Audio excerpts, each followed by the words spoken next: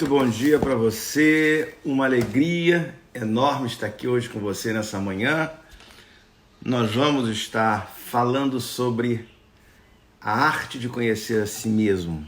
Vamos crescer um pouquinho mais hoje?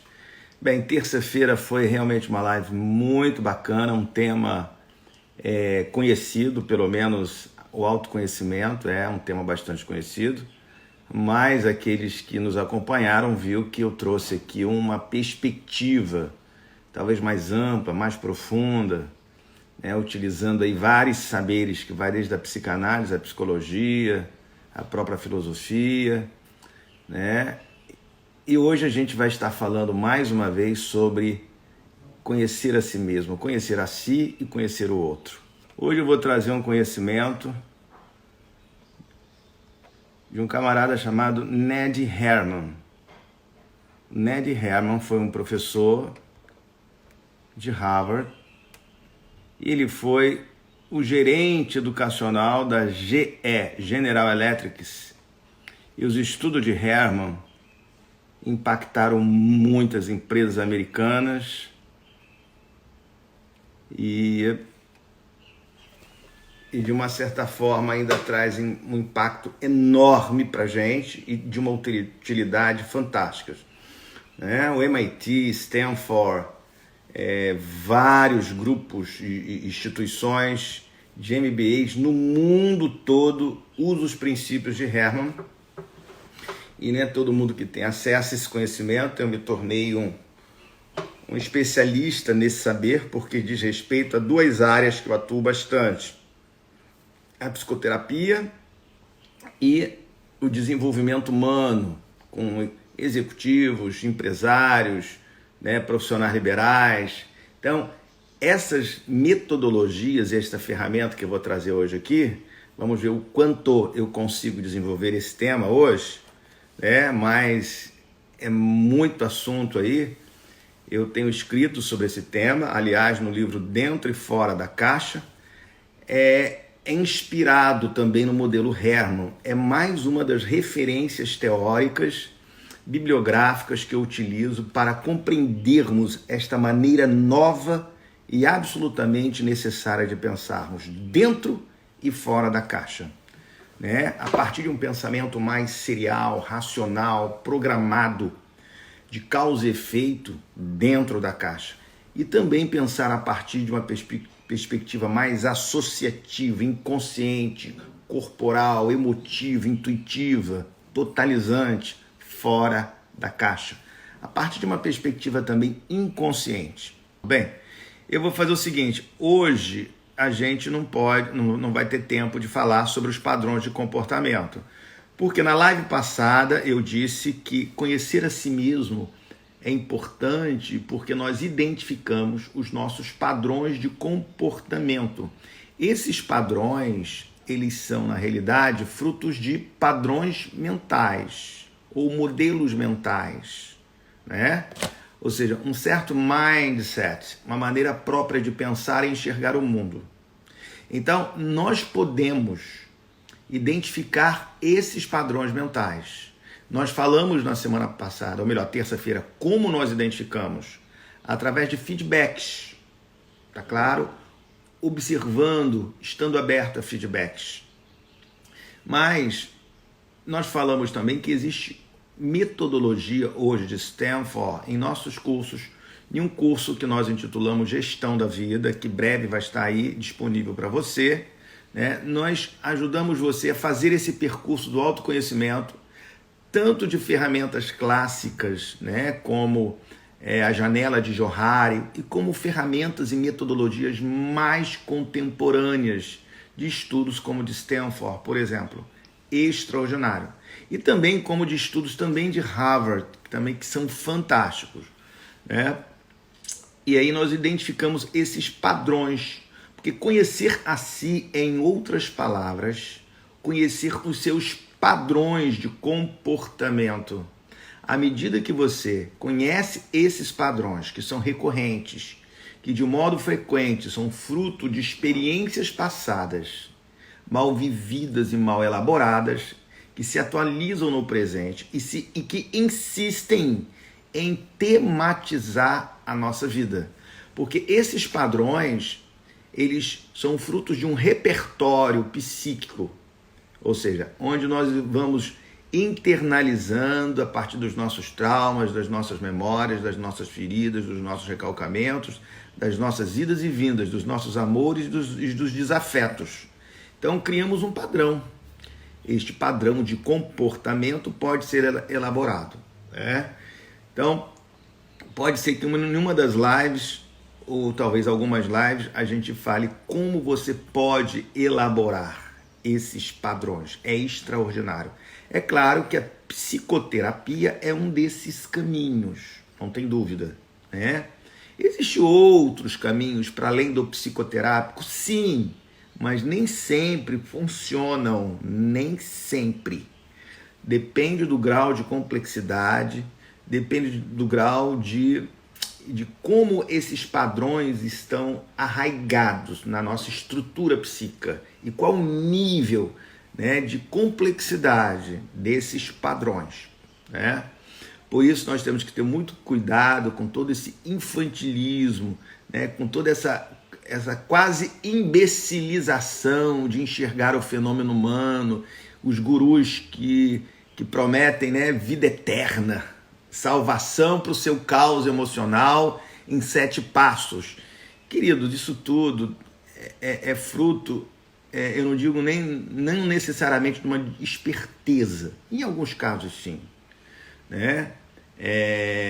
Mas fruto de ignorância, fruto de percepção da complexidade e das tramas que nos constituem.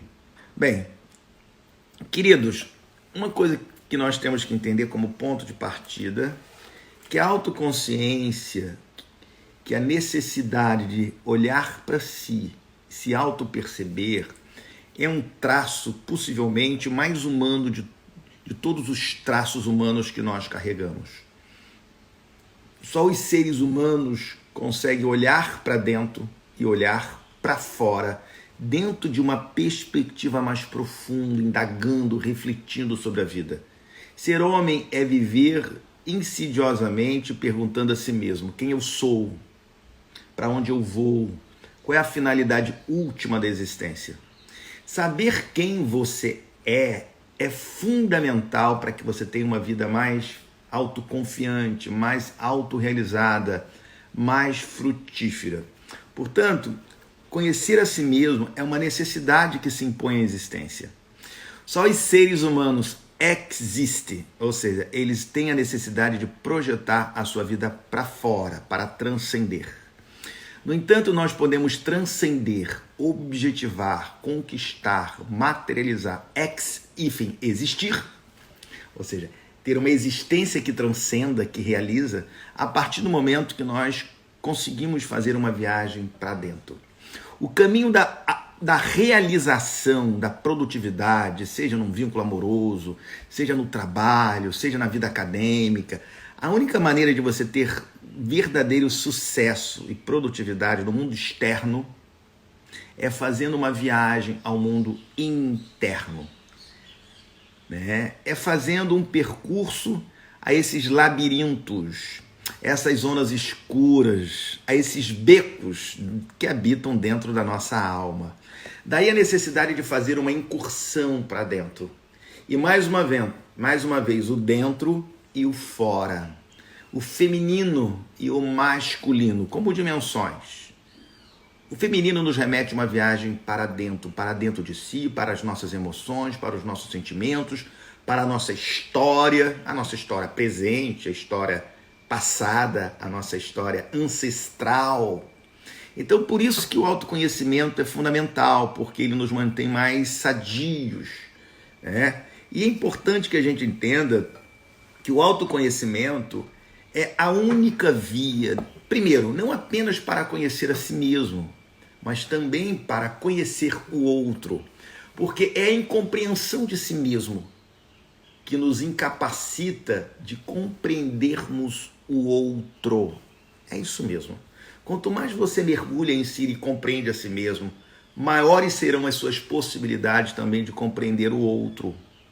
E é no nosso silêncio, na nossa solitude, nessa capacidade de se auto-perceber, se autoconhecer, que nós temos capacidade de silenciar essas vozes barulhentas que estão dentro de nós. E aí, mais conectado com as nossas vozes internas que promovem saúde, que promovem aspirações novas, sonhos e possibilidades, nós podemos realizar muito mais. Portanto, é importante que eu entenda que quando eu faço uma viagem para dentro, ela me leva também para fora, porque viver melhor internamente é viver melhor externamente. Viver melhor consigo mesmo é viver melhor com o outro.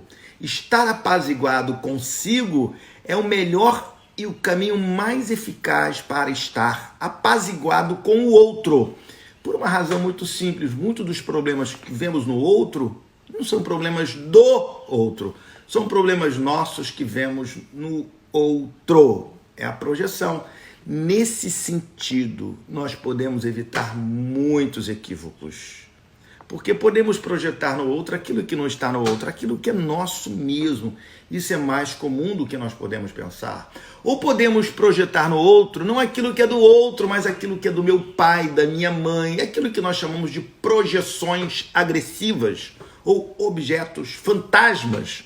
O meu cônjuge, o meu noivo, o meu parceiro, não é outra coisa senão uma imagem das figuras parentais no passado. E eu acabo colocando na conta dele aquilo que não é necessariamente ou objetivamente dele, ou que não seja tudo dele.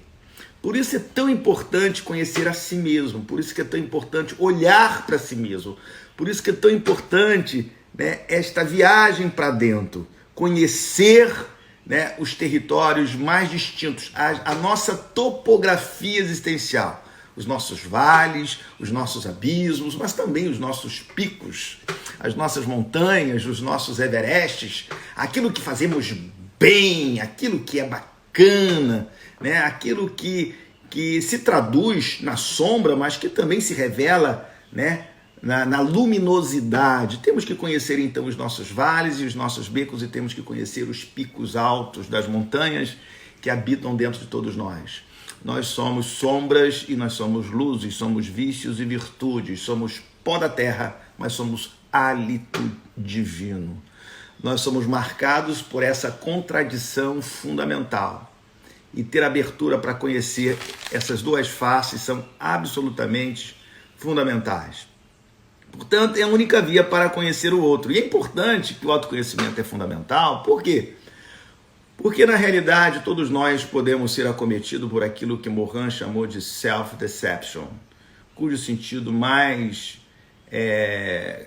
acertado seria auto-engano. Nós podemos nos auto-enganar, né? E quando nós mergulhamos para dentro de nós, buscamos ter foco em nós mesmos. E nós trabalhamos com esse conceito de foco, né? Esse momento é muito importante. Pode ser que um dia aqui a gente fala, né, o foco em si. Poxa, isso é um tema tão extraordinário, né? Focar em si e no presente, aquele momento que eu estou vivendo. Porque o presente é, afinal de contas, a única realidade que nós podemos viver. O presente é o único tempo que nós podemos viver.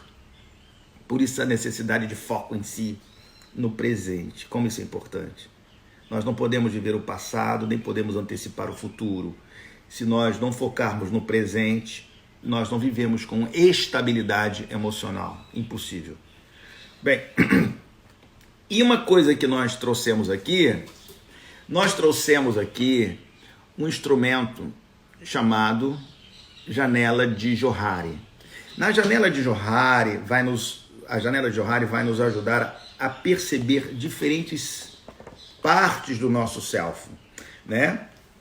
A janela de Johari é uma ferramenta criada por Joseph Luft e Harrington em 1955, daí Johari, né?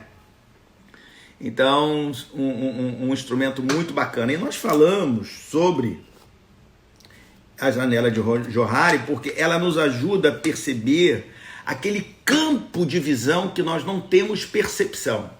Rapidamente, por amor a você que está aqui e não teve na nossa live. Primeiro, nós falamos que todos nós temos um eu secreto. O eu secreto é aquilo que ninguém sabe a meu respeito, nem o meu psicoterapeuta sabe, né? Às vezes nem o cônjuge sabe, é aquilo que eu tenho como secreto, né? É claro que essa área, quando ela se torna muito grande ou medianamente grande, né, ou de pequena para média, é complicadíssima, porque você se torna um hipócrita, né? No entanto, temos que lembrar que os adolescentes precisam mais um pouquinho de ter os seus segredos, porque o segredo para o adolescente é constitutivo da sua identidade, da sua subjetivação. Então nós temos o eu secreto, nós temos o eu aberto.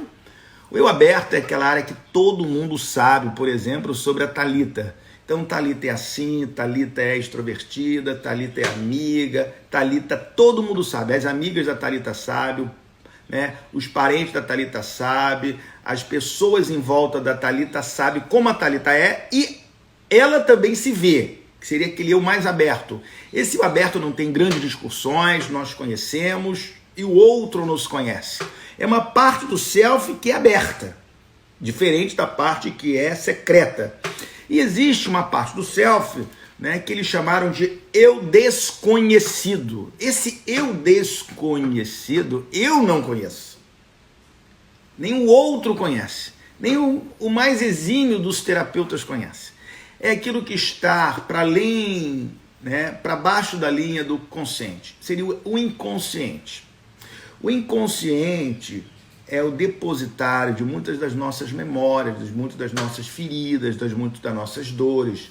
E uma vez armazenado, hoje nós sabemos que a amígdala é este depósito onde é armazenado boa parte das nossas dores, dos abusos, né, das angústias que vivemos, das decepções que vivemos. Então, no inconsciente, né, está ali então depositado, né, uma série de experiências. Compreender essas experiências são fundamentais para que a gente entenda os nossos sintomas e os nossos comportamentos. Isso porque as nossas escolhas amorosas, a maneira como estamos no mundo, como agimos, como percebemos, como interagimos, é fruto fundamentalmente dessas experiências que estão no eu desconhecido. É verdade que hoje nós temos metodologias e ferramentas que podem nos ajudar a identificar muito dessas forças, né? Às vezes nós não entendemos até o que aconteceu aqui, mas podemos lidar com os sintomas, né? Eu costumo dizer que quando nós conhecemos aqui, é muito mais fácil de você lidar com os sintomas, com o comportamento de hoje. É como se eu tivesse aqui, nesse ambiente, totalmente escuro. E eu não sei me locomover aqui. Eu posso dar topada, né, aqui no sofá, eu posso tropeçar aqui num outro utensílio, no outro móvel, mas quando lança luz no meu inconsciente, eu vejo insight.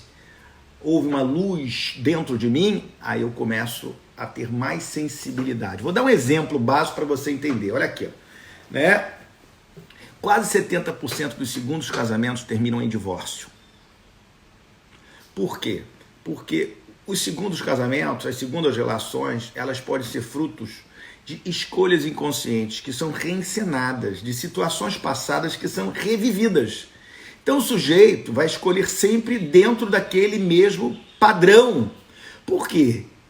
Essas escolhas são feitas a partir, né, de um modelo mental, de uma representação. Opa.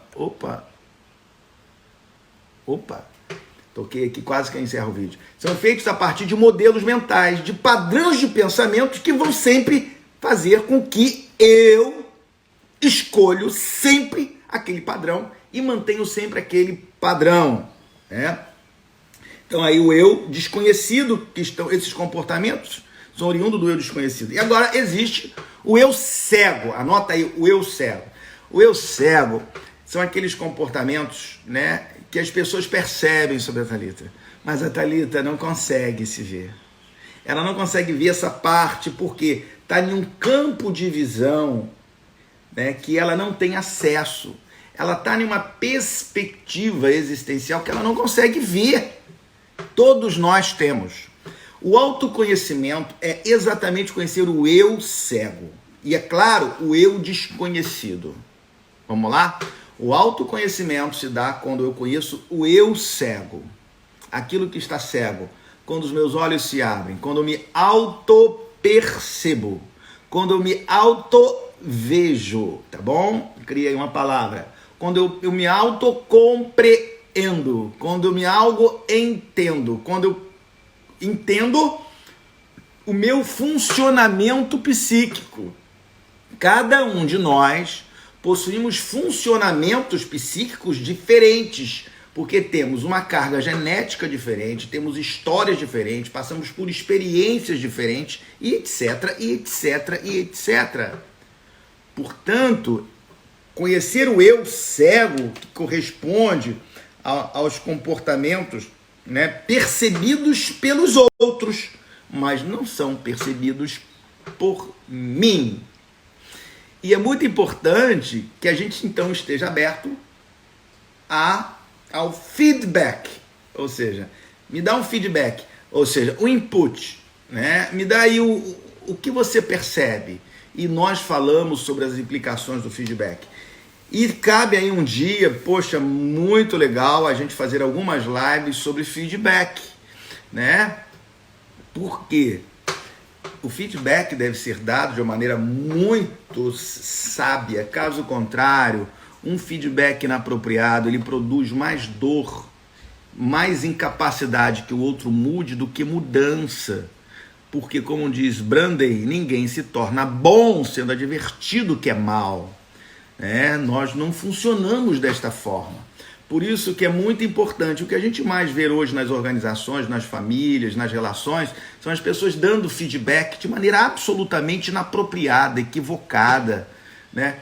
Bem, talvez você não saiba, né? Mas hoje existem profissionais, eu atuo também nessa área. Por exemplo, eu sou contratado para escrever, não escrever, mas para ajudar a escrever e-mails complexos, a escrever cartas complexas, a comunicar, a preparar, né, um discurso complexos. Por quê? Na psicologia da comunicação, há toda uma maneira própria de você verbalizar as suas ideias, você comunicar ao seu interlocutor o que você quer. Caso contrário, você levanta defesas no outro sem necessidade, né? Como eu digo, tocar aí dói. Aquelas partes obscuras do nosso self, aquilo dói. Por isso que tocar ali, opa, por quê? Porque essa face do eu cego, que eu não vejo, de modo frequente é fruto de dores, é fruto de angústias. Então é por isso que eu não vejo. Eu não vejo porque eu me protejo dessas circunstâncias, desses elementos históricos na minha vida. Então eu racionalizo, ou eu projeto no outro, ou eu nego, que são processos inconscientes de autodefesa deste eu cego. Eu vou me proteger, porque dói, mas dói, então eu vou me defender. Diante da ameaça, eu me defendo. Diante da dor, eu fujo. Foi o que Freud disse, né? Que nós somos movidos pelo princípio do prazer. Buscamos o prazer e evitamos a dor e o sofrimento. Nós somos assim. Quando você pisa num prego, automaticamente, o contato do seu pé com o prego que produz dor ativa imediatamente o seu cérebro e automaticamente você tira, como que automático, reflexo, você tira o seu pé do prego. É assim, nós evitamos a dor. Bem, isso é muito bacana, né? Falei mais do que queria. Precisa de uma live sobre como tomar nesses assuntos. Escreve de novo, Thalita, por favor, sobre como, bacana, assunto sobre o eu cego, é muito legal, sim, é muito fantástico, né? Thalita, se prepara aí, nós vamos estar lançando aí um curso muito bacana, muito legal, onde nós ajudamos, né, os alunos a compreender este eu cego. É fantástico, é absurdo, né? É de uma capacidade de mudança absurda, né? E aí você tem contato com esse eu cego. E a gente prepara você para você entender, para você acolher este eu cego. Porque quando você se dá conta desse eu cego, ou seja, essa parte que você não via, porque a sua tendência é evitar a dor, o que acontece? Você tem também que ter um olhar generoso para si mesmo, você tem que ter autoempatia, você tem que ter autocompaixão, você tem que estar aberto a acolher a si mesmo em amor, você tem que estar aberto em dirigir empatia para si mesmo, né? O eu cego na terapia? Sim, eu não entendi a sua pergunta, você deve estar perguntando assim, para mim, eu consigo ver o eu cego na terapia? Sim, a terapia é indiscutivelmente um instrumento extraordinário. Por quê? Porque no processo terapêutico, o que o terapeuta vai fazer com você é o seguinte, ele vai pegar um espelho e vai mostrar a você, né? Ou seja, ele está mostrando o seu si mesmo. Ele mostra, porque é feito de tal maneira onde a resistência para penetrar nessas partes escuras do seu self, né, é como se a terapia te pegasse pela mão, oferecendo um holding. Olha que coisa bacana, ótima pergunta. Rapidamente, um holding, uma palavra, uma expressão criada por um psiquiatra chamado Winnicott. Então, um psicoterapeuta bom de ponto, um profissional, uma psicoterapeuta, ela vai oferecer um holding. É aquele espaço continente onde o paciente se sente absolutamente seguro. Seguro para se abrir, seguro para se auto-perceber. É como se neste ambiente lhe proporcionasse uma certa anestesia. Não que isso aconteça literalmente, obviamente, e nem 100%, mas que a dor é atenuada e ele pode encontrar e enxergar essas partes obscuras com menos dor. Então a terapia ajuda demais. Não só isso. A psicoterapia ou a análise psicanalítica, na minha percepção, serão aquelas metodologias e linhas teóricas que vão te ajudar mais a identificar o eu desconhecido, já que se trata de uma zona inconsciente. Se é uma zona inconsciente, eu preciso usar metodologias, linhas teóricas que trabalham com o inconsciente, né? Então, isso é muito importante, tá bom? Vamos ver se tem outra pergunta aqui. Vamos lá. Eita, nós. Só mais uma perguntinha. Isso, exatamente, isso. Deixa eu ver qual foi. Depois que descobrimos qual o próximo passo a tratar essa cegueira de maneira eficiente para não trazer outras complexidades. Ótimo, né? Depois que nós descobrimos, primeiro o seguinte, quando você está descobrindo isso na psicoterapia, a própria descoberta já faz parte de um processo de tratamento. Tá claro? Se você estiver dentro de um programa de desenvolvimento adulto, um cara fera, uma pessoa fera, de modo geral, não estou dizendo que só psicólogos conseguem fazer isso, ou melhor, não estou dizendo que só psicólogos conseguem fazer isso, mas de modo geral, esse conhecimento de fato está mais nas mãos dos profissionais da área psi, um psicanalista, um psicólogo, né, uma psicóloga, uma psiquiatra ou um psiquiatra. Então, esses saberes que estão na mão, não apenas desses profissionais, mas eles têm mais acesso, eles se formaram para isso, então eles conseguem até desenvolver programas, né, de desenvolvimento humano que ajuda você a fazer esse percurso com muito mais eficiência, com mais eficácia, com menos riscos, né? Então, depois disso você identificou, você vai trabalhar para elaborar isso. Eu vou fazer uma live aqui, Letícia, tá bom? Para mostrar para vocês o que passos nós podemos dar, o que nós temos que fazer. Primeira coisa, né? A primeira coisa, estando consciente de que eu tenho esses comportamentos, é estar atentos a esses comportamentos. Porque olha só, quando você está consciente de que você é muito omisso, presta atenção.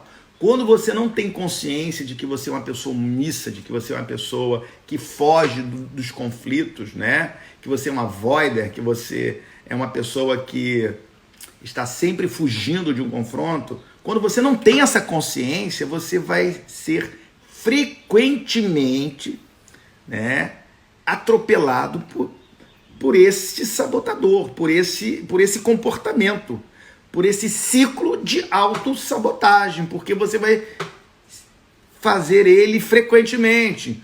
Por exemplo, quando você é uma pessoa muito hipervigilante, né, que segundo os estudos de Cesar Shamanian é um traço psíquico que ele chama de sabotador, que é um sabotador, o hipervigilante, aquele que acha que sempre o pior vai acontecer, aquele que se vê sempre ameaçado, aquele que está sempre movido pela sobrevivência. Então ele é hipervigilante. Quando você sabe que você é hipervigilante, você fica mais atento aos acontecimentos à sua volta. Então você fica mais ligado. Por exemplo, quando você sabe que você escolhe sempre homens fracos, né, que não proporcionam a você um nível de maturidade, de leveza na relação, né? Um homem muito mulherengo, fica atento, porque você vai ter uma inclinação a repetir esse comportamento. Então, quando você torna consciente dos seus monstros, dos seus fantasmas, dos seus abismos, você fica muito mais consciente. Opa, não vou pisar aqui. Opa, vou estar ligado. Então, a própria autocompreensão te faz você ser mais cuidadoso, prudente, com aquele comportamento que se reencena em um dado momento. Por exemplo, vou dar um exemplo, outro comportamento muito curioso. Tem pessoas que são muito prestativas, muito boazinhas, se sacrificam, emprestam dinheiro a todo mundo, nunca mais vê, se sacrificam demasiadamente. É porque elas têm uma dificuldade enorme de dizer não. Ser bom não é o mesmo do que ser bonzinho. Ser bom não é o mesmo do que ser bonzinho, ok? Então, quando ela estiver diante de uma situação daquele cara que está pedindo dinheiro pela terceira vez e não paga, e está viajando aí pela Europa, né? Ou aquele cara que te pediu dinheiro e está mudando, trocando de carro, e você se sacrificou para ajudar ele, que era um amigo, porque você é bonzinho demais. Né? Ou aquele cara que vem prometendo, já traiu você 3 vezes e você, mais uma vez, você cai, né, nessa fala, ou melhor ainda, falácia, né? Nessa fala, né, nesse discurso, você se dá conta ao se dar conta você tem muito mais condições de não cair naquela cilada. É como se você conseguisse mapear aonde tem minas na sua vida, nas áreas da sua vida. E você não precisa andar paranoicamente, não. Isso se torna como um processo da aprendizagem, ou seja, quando você deixa de praticar um comportamento, aqueles circuitos vão se fragilizando. À medida que você deixa de praticar esse comportamento, aquele circuito neural, aquelas sinapses, melhor, né? Elas deixam de existir. Deixando de existir, aquele comportamento vai ficando cada vez mais fraco. Porque ele se tornou forte porque você foi reforçando, fazendo ele muitas vezes ao longo da sua história. Quando você deixa de fazer, ele se fragiliza. Você vai tendo mais força sobre ele. E aí novos comportamentos surgem. Novos padrões surgem. E por aí vai. Bem, falei demais. Queridos, vamos lá, né? Vamos lá, acabou que não falamos aqui sobre o modelo. Então deixa eu apresentar rapidamente aqui, né? Depois que descobrimos qual o próximo passo e tratar essas cegueiras, ok. Bacana, né? Então deixa eu só apresentar aqui, falei mais do que queria, mas foi bom, não foi? Foi muito bom, né? Muito difícil falar com o outro. Sim, Thalita, esse é um tema muito importante. Vai ficar gravado assim, né? Muito difícil falar com o outro. E é um outro tema, né? Como eu queria uma sessão com o Dr. Luciano me orientar do meu eu cego. Então, de repente, você pode conseguir marcar aí uma sessão, né? para a gente falar um pouquinho sobre isso. Feedback. O outro não aceita um feedback porque dói, complicado. Thalita, complexo. Aí é o seguinte, mas eu vou mostrar para você, vamos fazer aqui uma live, né? Hoje está sendo bem diferente, muito legal, né? Vamos fazer aqui uma live, como dar feedback. Porque você pode, né? Existe um autor, Steve Covey, que ele apresenta 3 conceitos extraordinários para comunicação. Eu aprofundei sobre esses conceitos na minha experiência psicoterápica e aí, a partir do Steve Covey, eu criei aquilo que eu denomino de a trilogia da comunicação. Vamos lá? A trilogia da comunicação. Eu uso para tudo. E essa trilogia da comunicação é o que eu uso. Eu já consegui abrir ferrolhos trancados de décadas a partir da maneira como você se comunica, né? Então, a maneira... Parece que é Provérbios que diz que uma pessoa ferida, um coração ferida, é pior do que os ferrolhos de um castelo.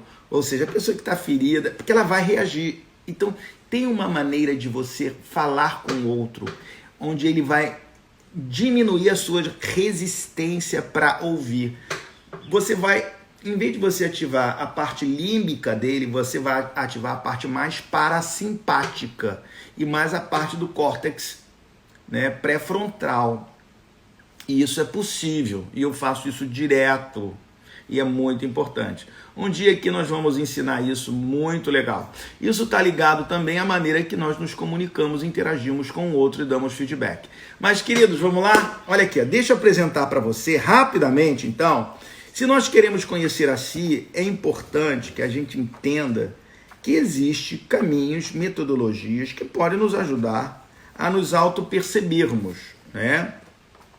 Existe um assessment, né? Um teste que não é necessariamente um teste psicológico no seu sentido mais estrito, né? Mais do ponto de vista da psicologia mais clássica,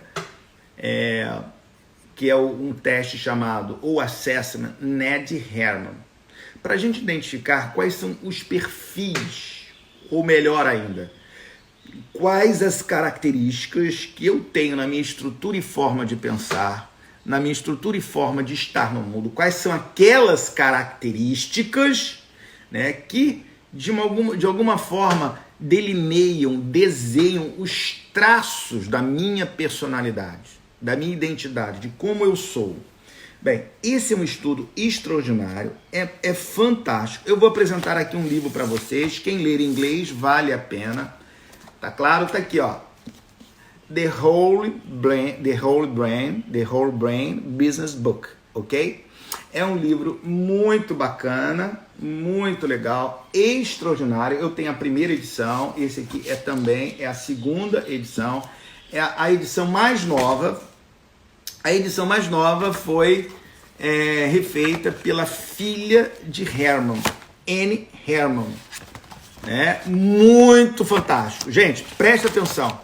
As pessoas que têm acesso a esse saber, e nos nossos cursos nós vamos trabalhar demais. No primeiro curso de Gestão da Vida você tem acesso a esse saber, né, de maneira mais profunda daqui do que a live, porque essa é a proposta do curso, a gente penetrar mais. E aqui a gente já fala bastante, e nós vamos ter chance de falar muita coisa. É claro, só que no curso as coisas estão muito mais sistematizadas e organizadas. Aqui eu vou falando ao longo do ano, né? Bem, esse livro nos ajuda a entender a mim mesmo, a me conhecer.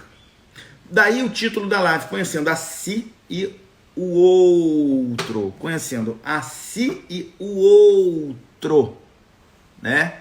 Então, quando a gente entende, a partir dos princípios de Ned Herman, dos estudos de Ned Herman, ele começou os seus estudos mais ou menos no final dos anos 70, né?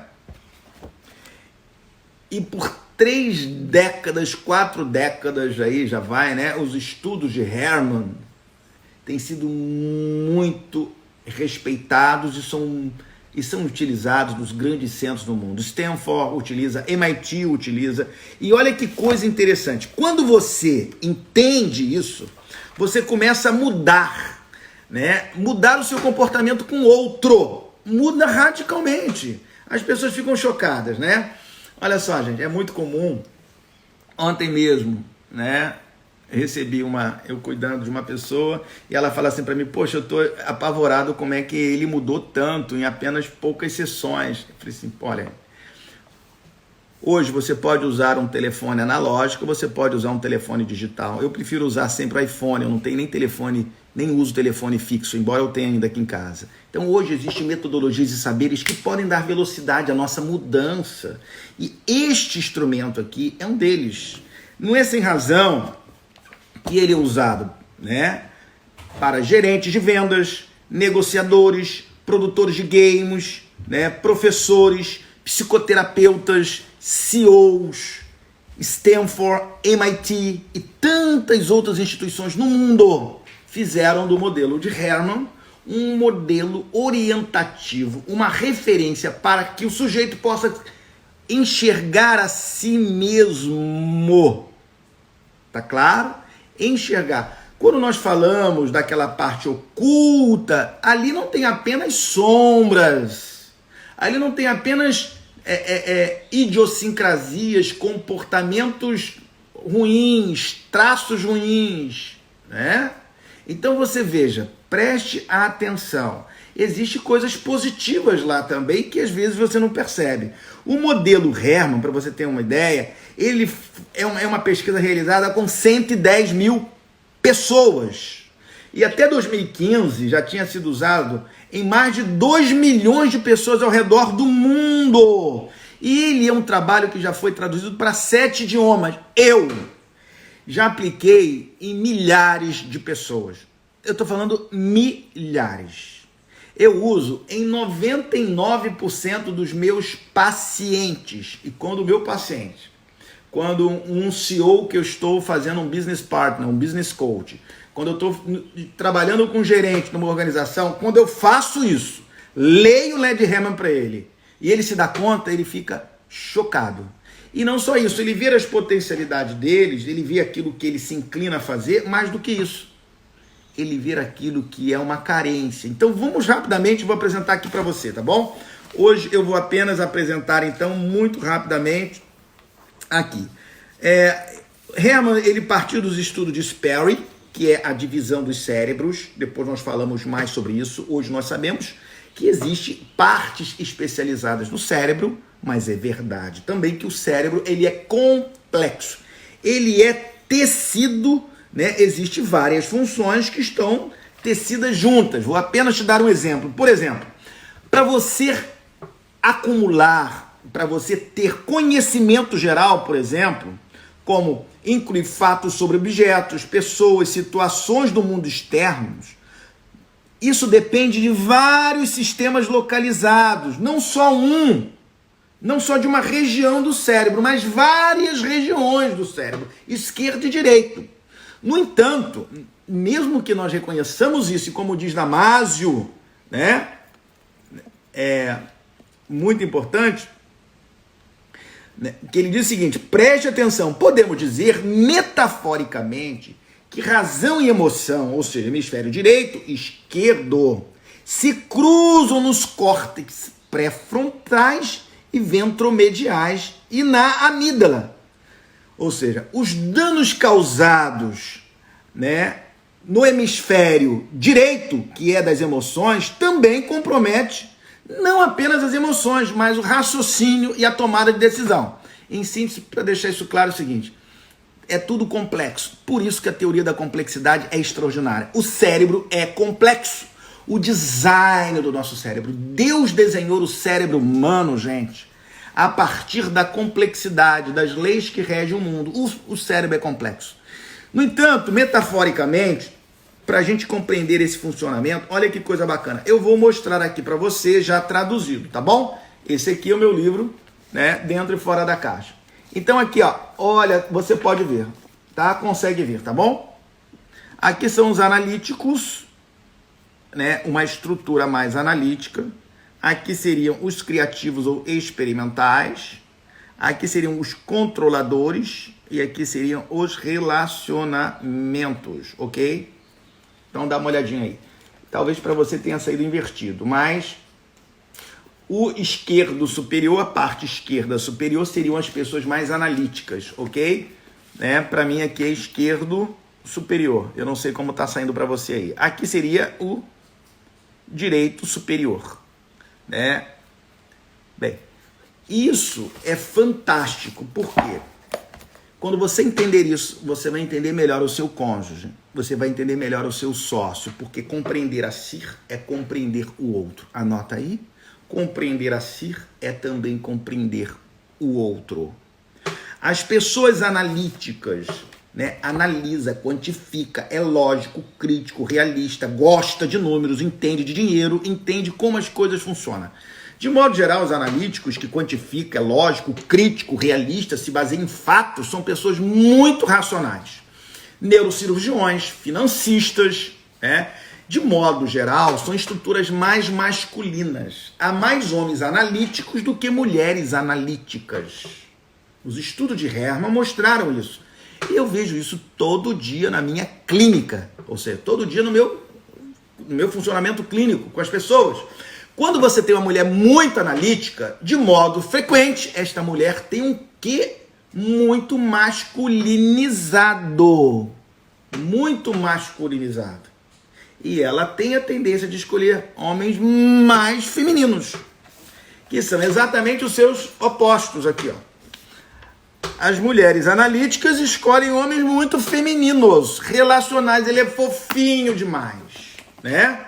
Isso é muito bacana, né? Esses aqui são os controladores, esquerdo inferior, contadores, também financistas, pessoas que gostam do pé no chão. De modo geral, buscam sócios aqui, ó, criativos, o seu oposto, buscamos os opostos. Isso é no casamento, isso não é em uma formação societária, não tem nenhum problema disso, desde que essa busca no outro por aquilo que eu não tenho, não me paralise de buscar o que eu não tenho também. Porque buscamos no outro o que nos falta, buscamos no outro o que não elaboramos, buscamos no outro o que não temos. E isso é muito importante. Isso pode ser bom se houver troca, mas pode ser ruim se eu apenas estou mantendo um sintoma. Por exemplo, vou dar um exemplo.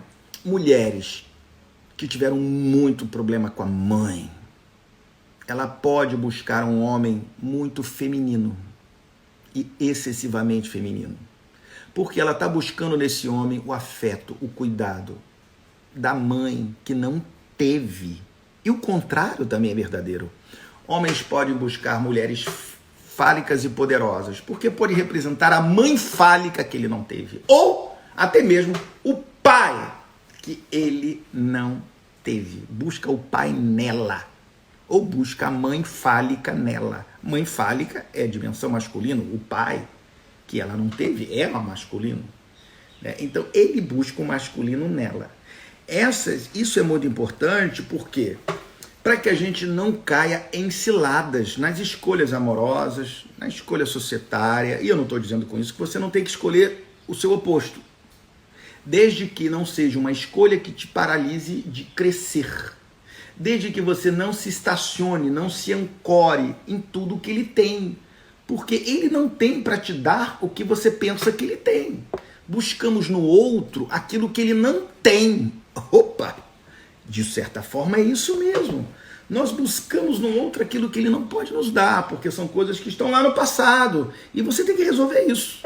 É claro que numa relação adulta, o parceiro acaba te dando alguma coisa que você não recebeu ontem. É claro. Mas estou dizendo que você não deve fazer este movimento na intenção de resolver a sua questão. Porque você não vai resolver a sua questão assim. Você tem que se resolver. E é por isso que mulheres mais adultas, pessoas mais bonitas, acabam escolhendo pessoas mais adultas e pessoas mais bonitas. Então você quer gente bacana, seja bacana. Isso é muito importante, né? Então, gente, queridos, vamos Vamos conhecer mais esses conceitos? Vamos nos aprofundar? Isso é muito legal. Então você pode ter uma estrutura de analítica ou relacionamento, o seu oposto. Você pode ter controlador ou você pode ser experimental. O controlador pensa dentro da caixa. O negócio dele é tradição, é história. Segurança é a palavra-chave. Ele é mega organizado. A agenda é com ela. Por exemplo, em uma estrutura, em uma gestão, seja de qualquer coisa for, você precisa ter esses 4 elementos. Você precisa saber fazer conta, você precisa entender número, você precisa ter controle, você precisa ser relacional, você precisa ser experimental, assumir riscos. Então é importante, por quê? Porque nós começamos a nos auto-perceber, caramba, eu sou relacionamento, é por isso. Então tá explicado. Eu gosto de gente, eu sou empático, eu sou fofo. Eu adoro ensinar, eu gosto de trabalhar, em um time. Os relacionamentos. Vamos mostrar de novo? Então eles aqui, ó. Que o oposto desse. Esse aqui gosta de trabalhar sozinho. Esse aqui gosta de número. Adora uma planilha. Cara, impressionante. Relacionamento, não gosta de planilha. Não dá números para ele. O analítico é ótimo em matemática financeira. Ele é fantástico. E esse aqui, o controlador, ele quer dentro da caixa. Esse aqui tem raízes, esse aqui tem asas. Do que nós precisamos? Você precisa de raiz, mas você precisa de asa. Então, entender o Ned Herman é fundamental. Por que é tão fundamental? Porque você se compreende e você pode desenvolver outras áreas do seu self também. Queridos, é uma pena, vamos ter que ficar por aqui. Nós poderíamos ficar aqui hoje, Eu tenho certeza que amanhã toda falando e discutindo e aprendendo sobre este tema tão fantástico, tão fantástico. Um beijo grande, fica com Deus. Até terça-feira que vem. Grande beijo em todos vocês.